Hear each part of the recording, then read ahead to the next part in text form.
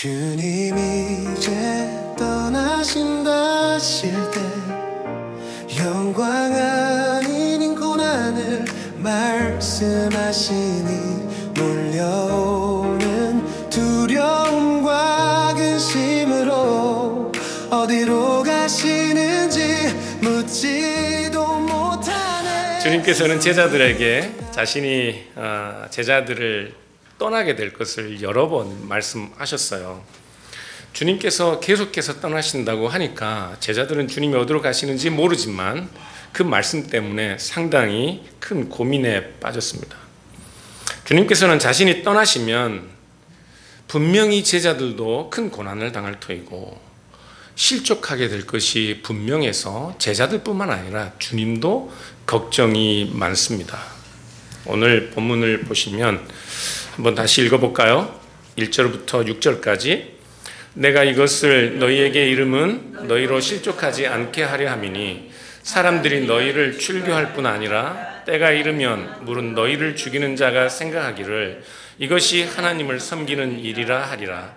그들이 이런 일을 할 것은 아버지와 나를 알지 못함이라.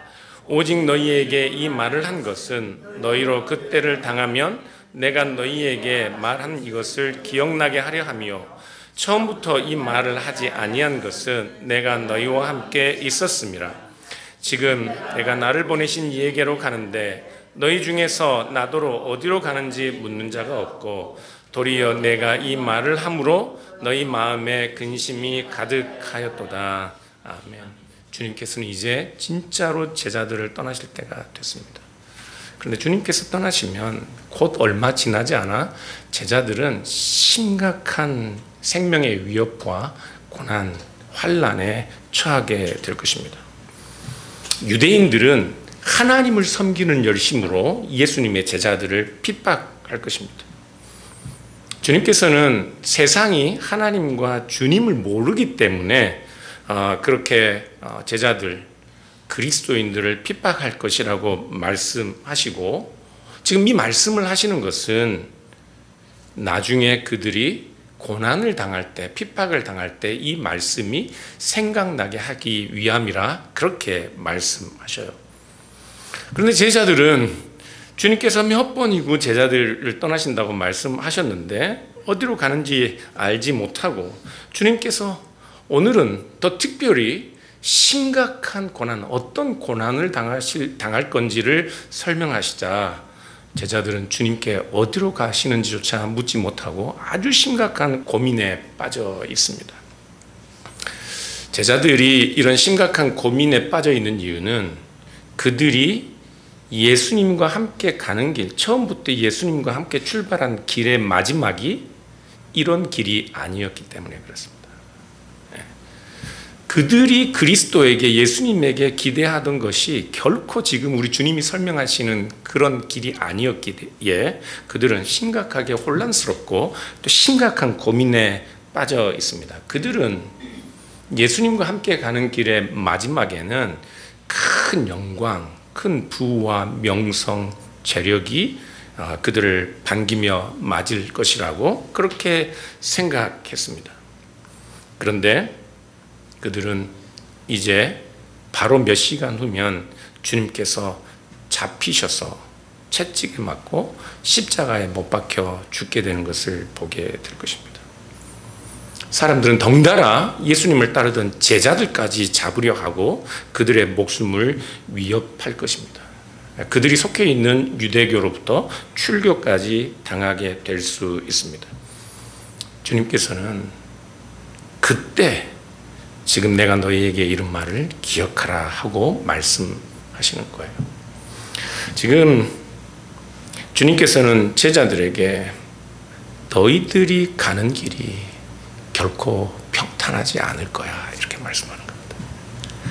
너희들이 기대했던 영광의 길과는 전혀 다른 길을 가게 될 거야.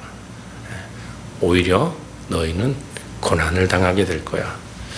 사람들이 너희를 환영하기보다는 오히려 조롱하고 너희를 핍박하고 죽이려고 덤벼들 것이라 그렇게 말씀하고 있습니다.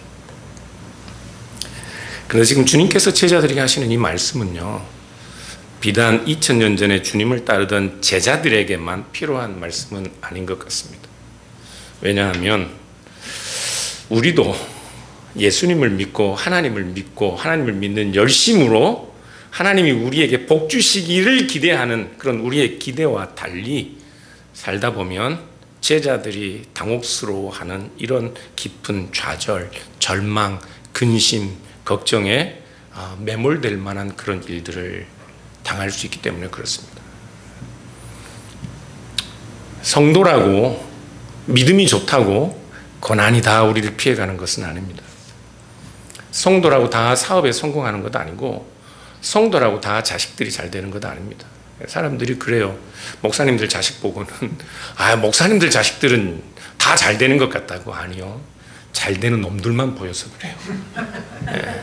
목사님 자식들도 속 썩이고 교회 안 다니고 잘못된 자식들 많이 있습니다. 네. 저는 제가 목회하면서 기쁜 기억들보다는 정말 슬프고 좌절스러운 기억들이 더 많습니다.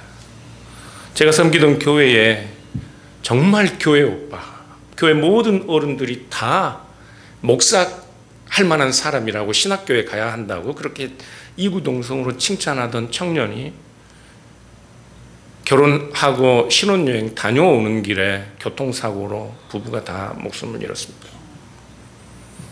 평생을 큰 소리 한번 내지 않고 눈이 오나 바람이 부나 비가 오나 항상 교회 맨 처음 문을 여셨던 권사님, 그분의 마지막은 암 때문에 한 달 동안 폐저 깊숙한 곳에 그 호흡기 관을 집어넣고 그것을 빼지 못해서 고통스러운 죽음을 맞이하신 분도 계십니다. 교회 안수 집사님 암에 걸렸는데 낫게 해줄 것을 위해서 기도했습니다. 그 아내 되시는 권사님은 교회에서 정말 헌신적인 분이었습니다. 저에게도 얼마나 잘해주셨는지 몰라요. 그래서 열심히 기도했습니다. 낫게 해달라고. 아직 젊으셔요. 50대 중반이었습니다. 그리고 이제 비로소 그 인생에 저 서울의 중심부에 있는 은행 본점의 가장 높은 곳에 자리하는 그런 자리에 서게 됐는데 얼마 지나지 않아서 암 선고를 받고 자신의 인생이 너무나도 비참해서 하나님께 새로운 헌신을 다짐하고 서울의 그 비싼 땅을 사서 교회 주차장 부지를 넓히고 하나님께 생명을 연장해 달라고 기도했지만 얼마 지나지 않아 돌아가셨습니다. 믿음이 좋다고 기도 많이 한다고 모든 문제가 다 우리를 피해가는 것 아닙니다. C.S. 루이스는 자신의 사랑하는 아내를 잃고 그 슬픔이 얼마나 큰지 그것이 마치 내 몸과 내 영혼이 마비되는 것 같다고 그렇게 고백했습니다. 그는 글을 쓰는 다작 작가였는데 글을 쓰는 것뿐만 아니라 편지 한 장 읽을 수 없고 수염도 깎을 힘이 없다고 그렇게 말하면서 마치 자기가 굳건히 믿고 있던 그 하나님에 대한 신앙마저도 흔들릴 지경이라고 고백했습니다. 하나님께 다가서면 마치 문이 쾅 닫히는 것처럼 하나님이 자기에게서 멀리 계신 것 같이 자기의 기도에 귀를 닫으시는 것처럼 그런 상황처럼 그는 그 당시의 상황을 회고합니다. 성도라고 해서 하나님이 안 계신 것 같은 나를 돕지 않는 것 같은 그런 상황들이 다 남 얘기가 아니라 그게 우리 이야기일 수도 있습니다. 그런데 더 비참한 것은 세상 사람들은 우리가 그런 일을 당하면 오히려 우리를 위로하는 것이 아니라 조롱합니다. 내가 믿는 하나님이 어디 계시냐. 그래서 우리도요, 이 일이 잘 되고 잘 풀리고 사업이 성공하고 뭔가 사람들 앞에 내세울 만하면 그때 하나님이 영광스럽고 하나님이 자랑스러워요. 그렇지 않나요? 그러다가 문제가 생기고 일이 잘 안 풀리고 사업이 좀 삐그덕하고 내가 사람들 앞에 초라해지면 하나님도 초라해져요. 지금 예수님의 제자들이 이렇게 당혹스러워하고 심각한 고민에 빠진 것은 그들이 기대하던 것과는 너무나도 다른 현실을 주님께서 말씀하시기 때문입니다. 실제로 그들이 그들을 기다리고 있는 것은 성공이 아닙니다. 영광이 아닙니다. 부와 명예가 아닙니다. 환난과 고통과 핍박과 생명을 잃게 될 심각한 위협이 그들을 기다리고 있습니다. 그런데 주님께서는 말씀하셔요. 내가 너희를 떠나는 것이 오히려 너희에게 유익이다. 내가 떠나는 것이 유익이다. 이 말은 달리 말하면 주님의 떠나시고 제자들이 당하게 될 고난, 고통, 그들이 경험하게 될 그 절망스러운 삶의 현실도 그들에게는 유익이라는 말과 같습니다. 내가 떠나는 것이 너희에게 유익이다.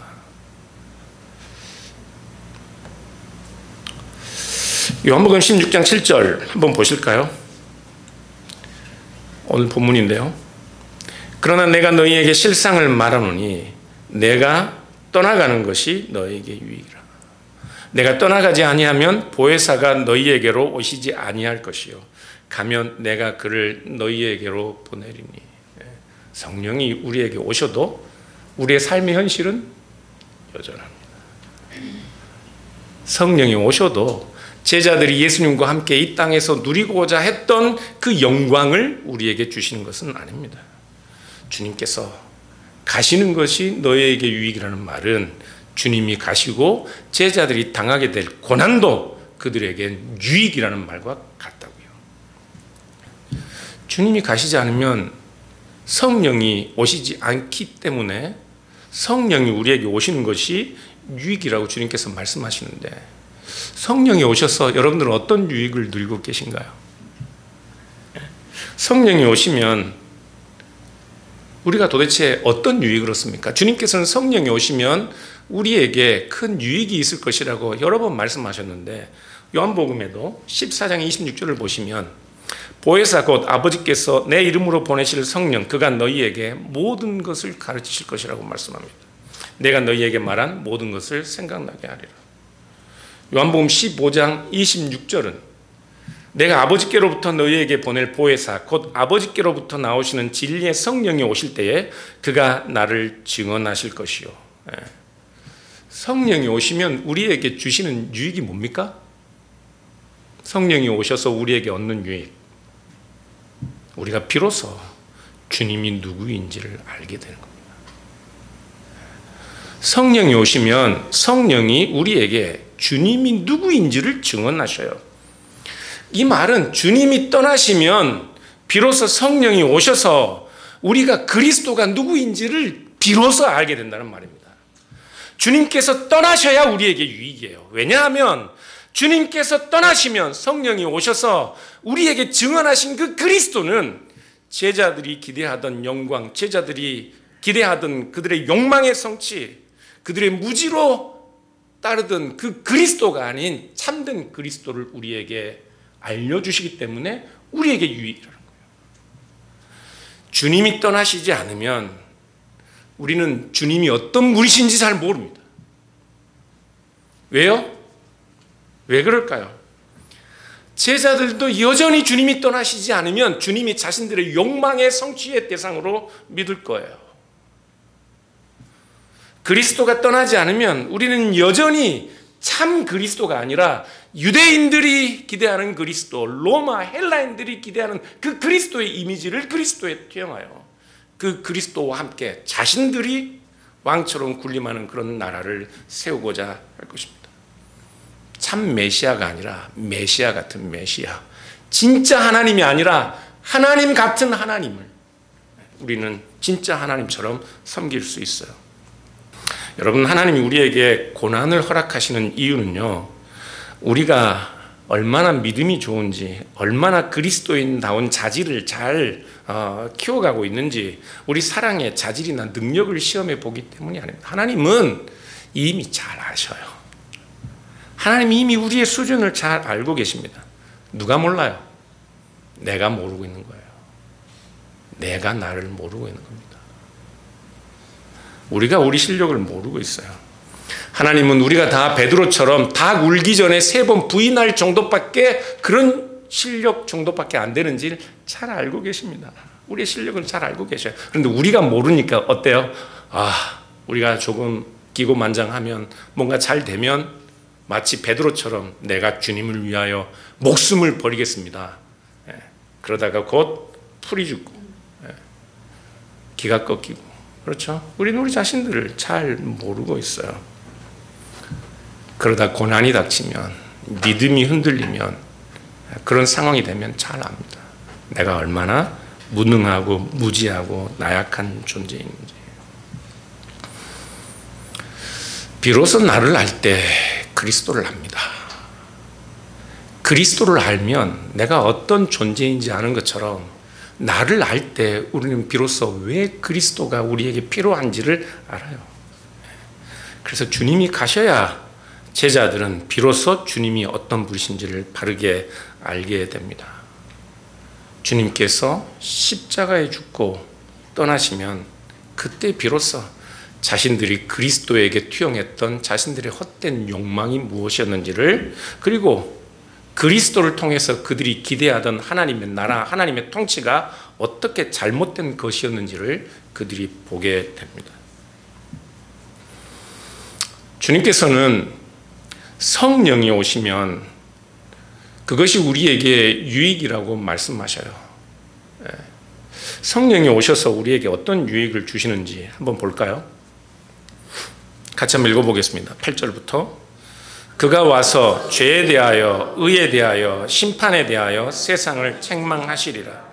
죄에 대하여라 함은 그들이 나를 믿지 아니하며, 의에 대하여라 함은 내가 아버지께로 가니 너희가 다시 나를 보지 못하며, 심판에 대하여라 함은 이 세상 임금이 심판을 받았음이라. 아멘.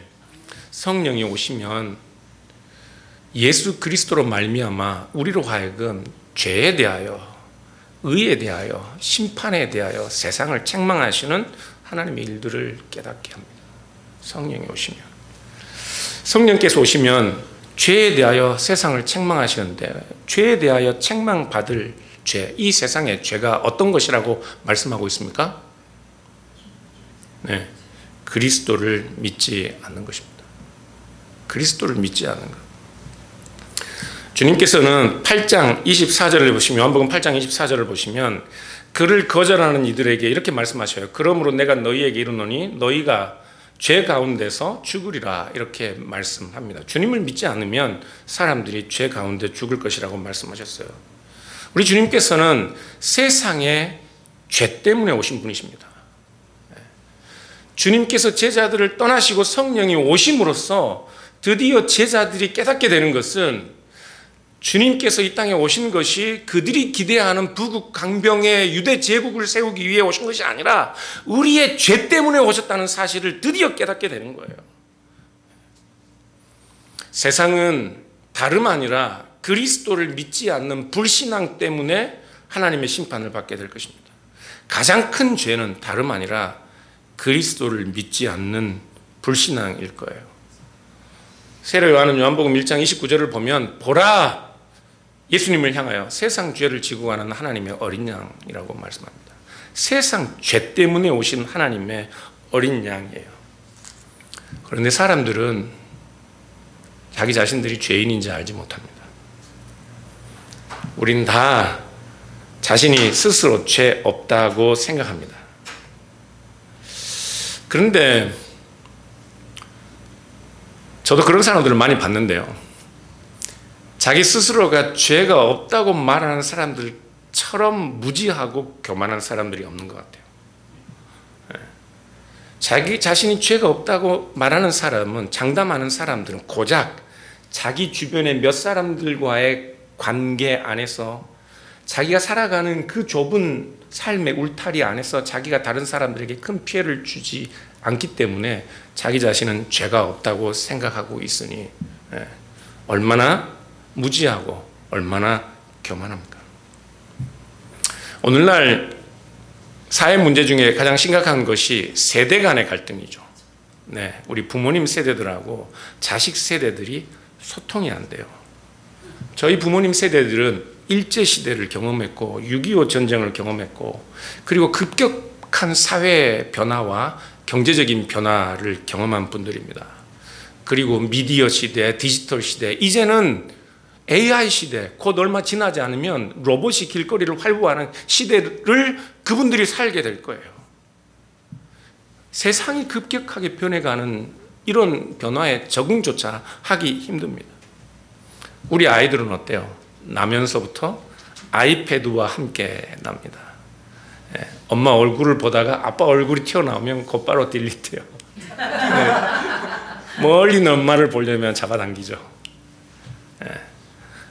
소통이 안 돼요.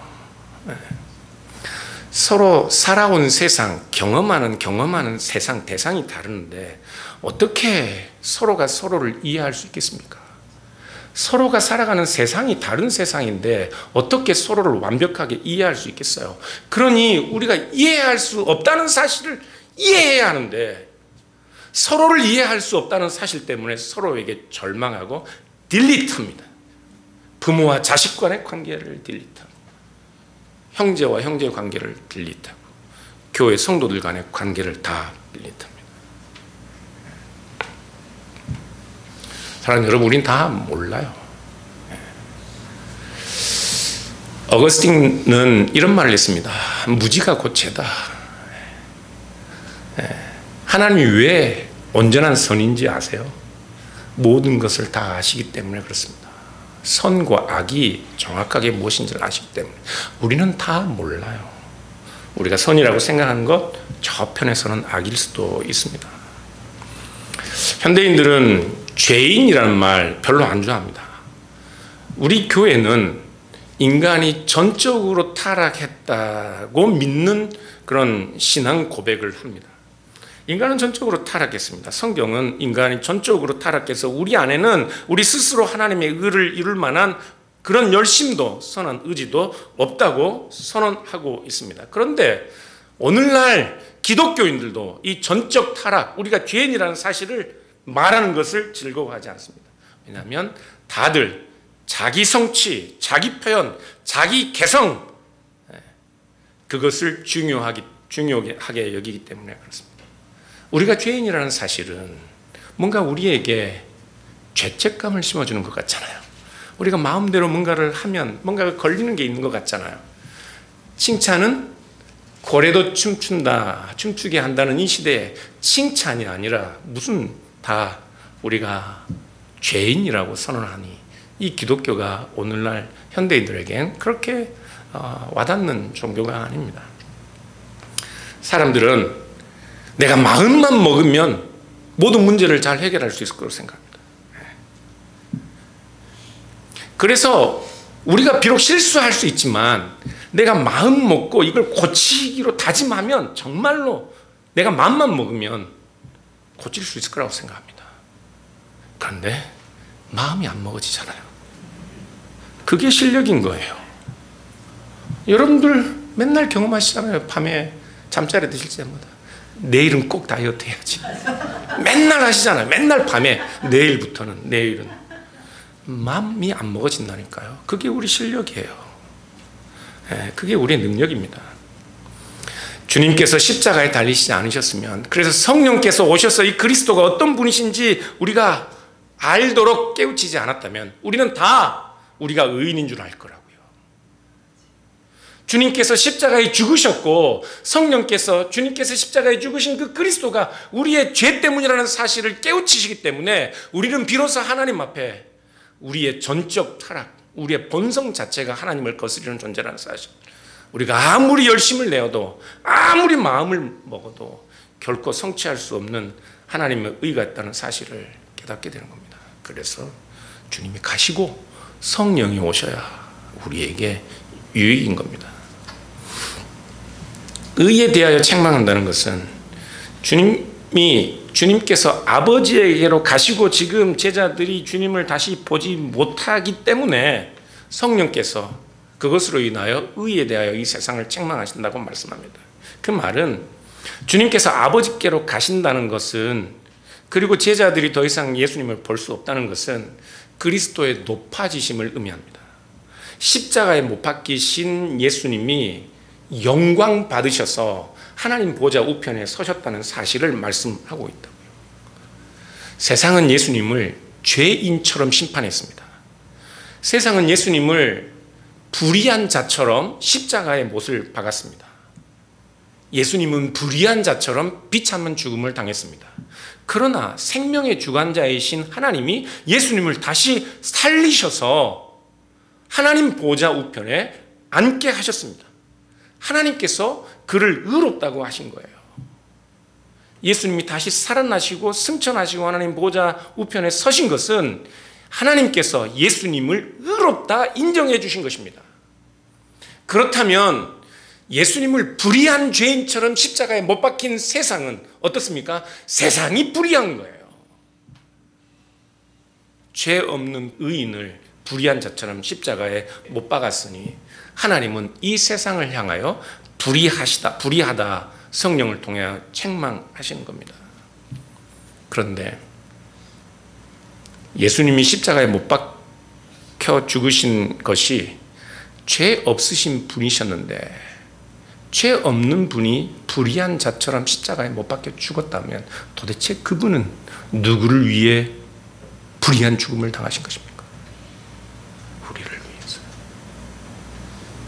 예수님이 보좌 우편에 앉으셔서 의로운 자로 인정되시는 것은 불의한 자들이 의로운 자를 십자가에 못 박혀 죽게 한 것은 그 의로운 자가 십자가에 못 박혀 죽은 것은 그의 죄 때문이 아니라 이 세상의 불의한 자들, 이 세상의 죄를 위하여 십자가에 못 박혀 죽으신 것입니다.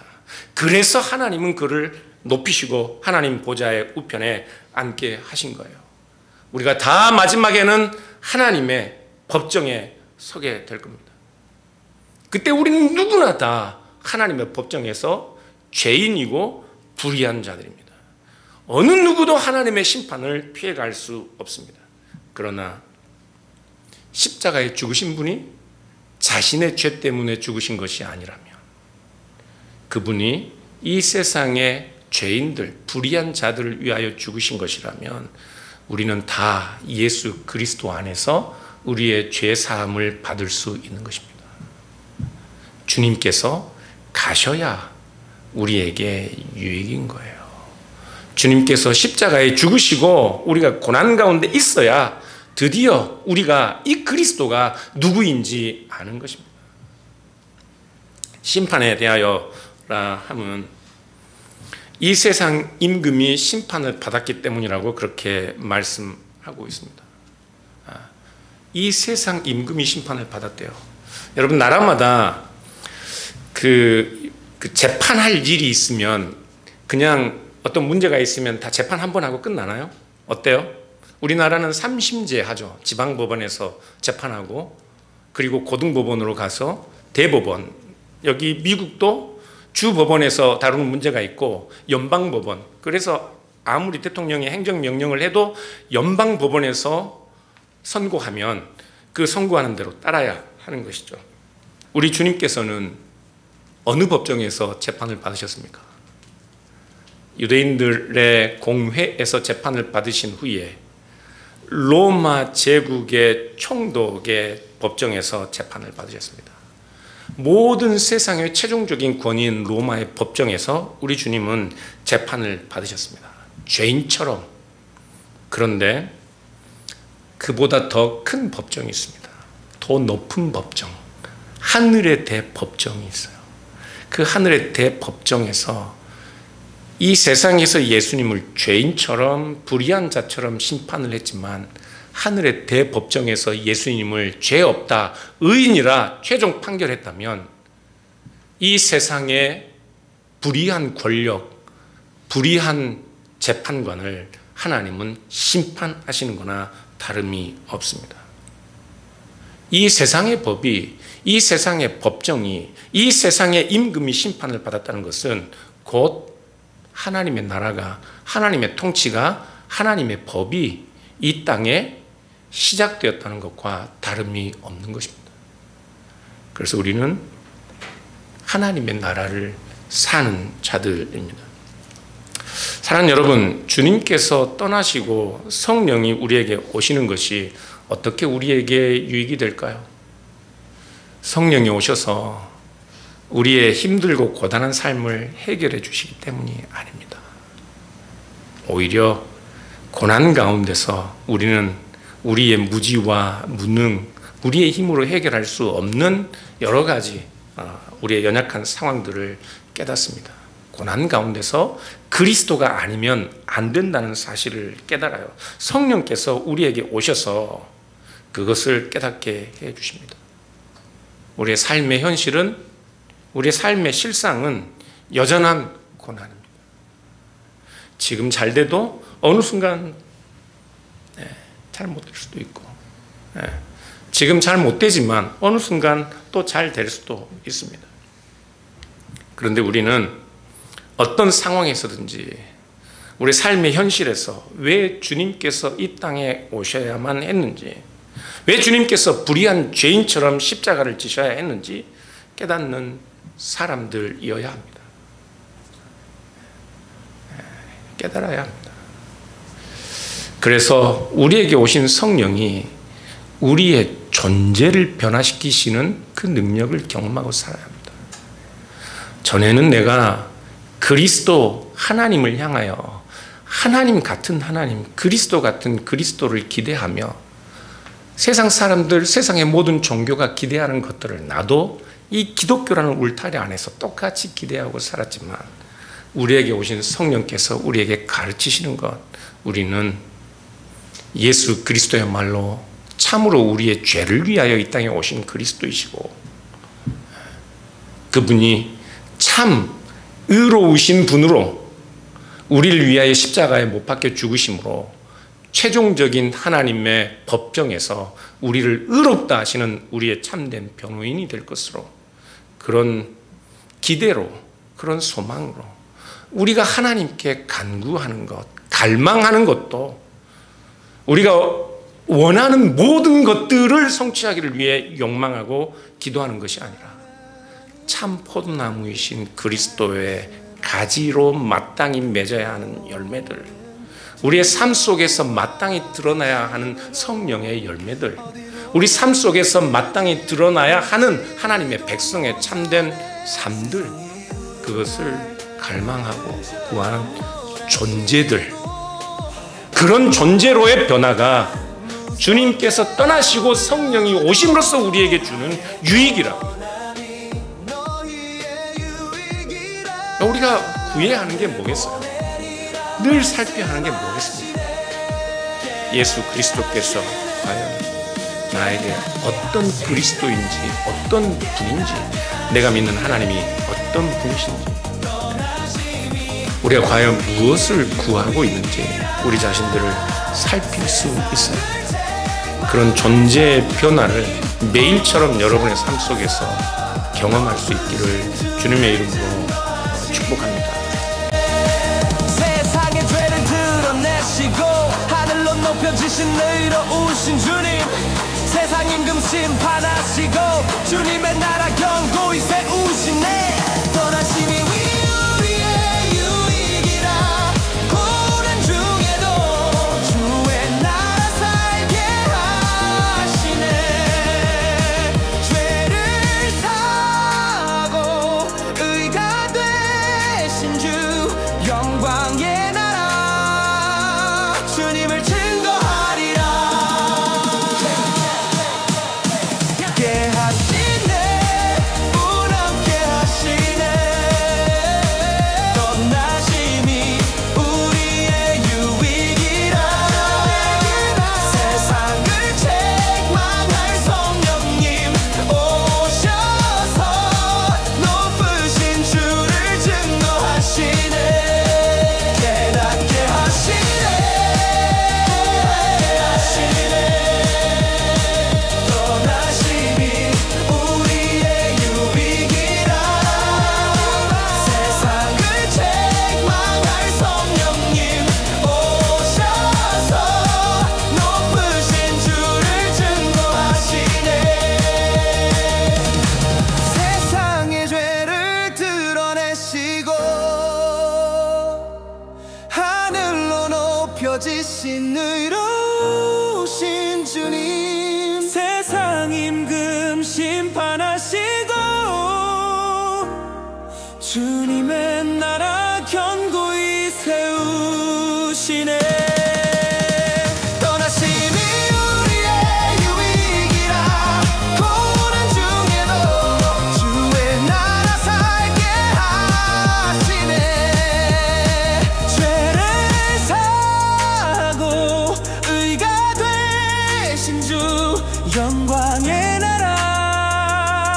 주님을 증